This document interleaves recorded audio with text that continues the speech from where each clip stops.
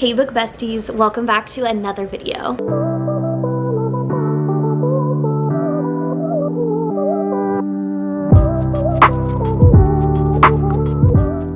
Today we're going to talk about the books that I have on my April TBR. I had no fun way of picking these books. I just simply went to my shelf, went to my book cart and was like, okay, what books look aesthetically pleasing to me at this time? What brings me joy by just looking at the book? And what books have kind of been sitting there that I'm like, I want to read, and they keep getting pushed off. It's a little bit mix of variety, random genres, random books, and a couple new releases. Yeah, this is still like the same amount of books that I put on my TBR. I'm trying my best to make the number smaller and smaller so that way I can allow myself to do a little bit more challenges for the month, but like having a set, these are the books I want to read. April is still a like trial and error to see, oh, is this amount still too much? And I also have a couple books that I plan to read for book videos later in the month. I'm just kind of trying to give myself free range and a different variety and to not feel so secluded. But since I officially like read a whole TBR for the month of February, I was like, yeah, I think that I can do whatever I want. Like I said, I have a few challenges for the month where different things pick the books I read for a week, so I'm like, I feel like it's fine. These are the 7 books outside of that I'm gonna try to read. Okay, starting off strong with our book club pick of the month is Sunrise on the Reaping by Suzanne Collins. I just recently picked this up. I'm so excited. I am currently in the middle of reading The Ballad of Songbirds and Snakes. No, I did not read that one. One, because I was like, I'm okay, like, whatever. And one of my book besties also read that and, like, preferred the movie over the book, so I was like, do I need to read it? But then other people who have read this, that read The Ballad of Songbirds and Snakes before, was like, it's a perfect setup, and I was like, okay, well, yeah, like, I'm gonna read this now because, like, this is the POV that I have been waiting for since Catching Fire. Yeah.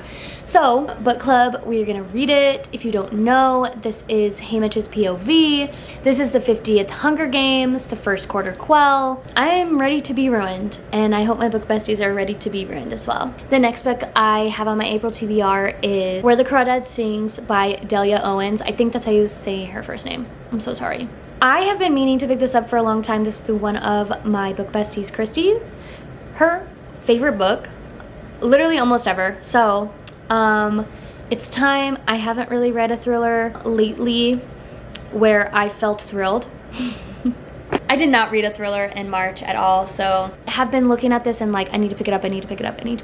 Yeah, it's time. It's finally time.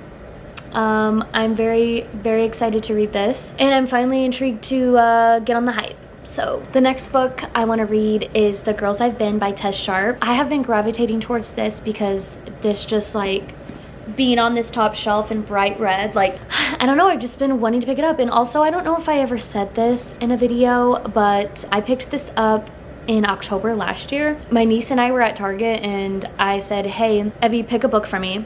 And she was like, that one. Oh my god! So I got it.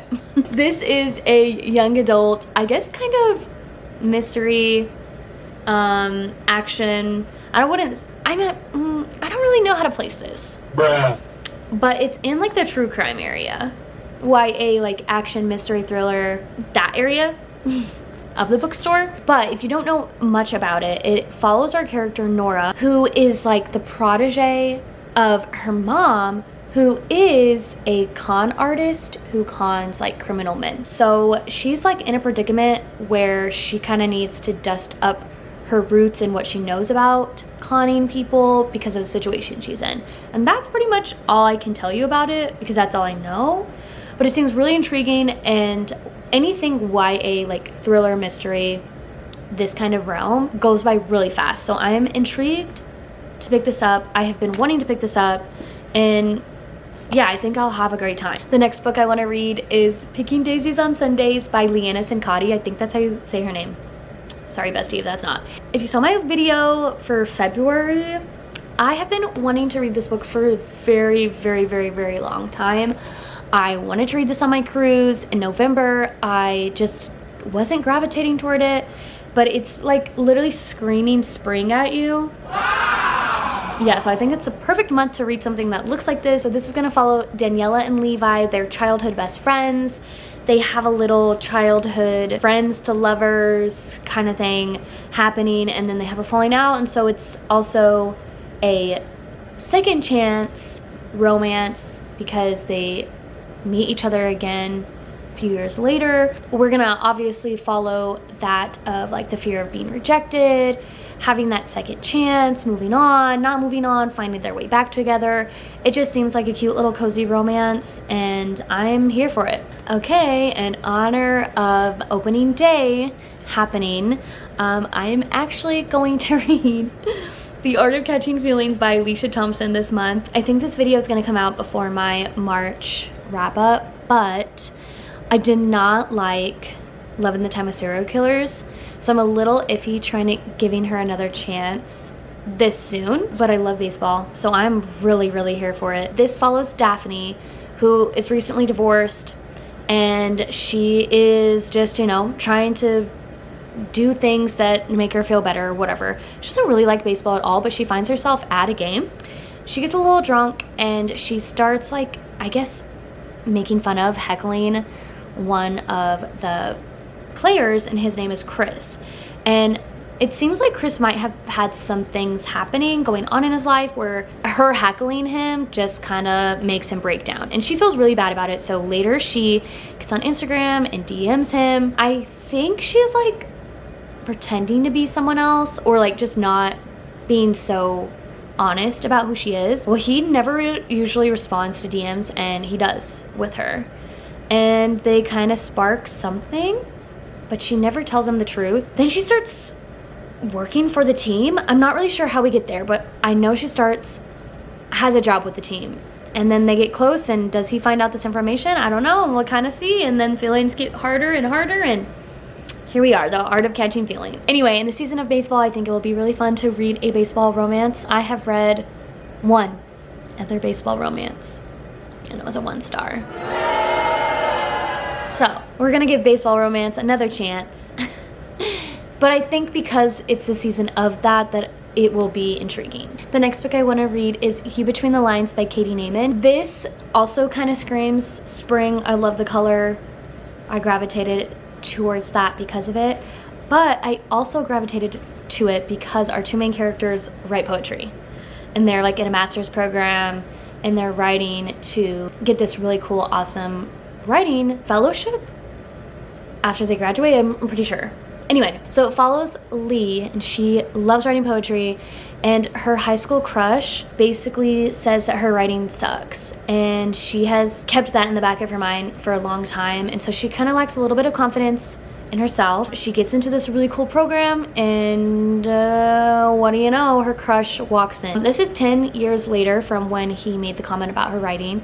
And so, has things changed? Are her feelings still there? She still is attracted to him at this point, but she also really wants the fellowship. And is it a competition? Is it not? Or do they help each other? So we kind of follow what happens there when they kind of meet again. So this is another second chance romance. I'm intrigued and I'm excited because I do like reading books about writing or books, so that's always fun. This is also a new release. I don't know when it came out. I think it was in February, so I'm excited. This is fun. And the next book is no other than Say You'll Remember Me by Abby Jimenez. I am buying it on April 1st. I am going to the bookstore and hopefully getting the Books A Million special edition, and if it's not there, I will cry. So this is a maybe.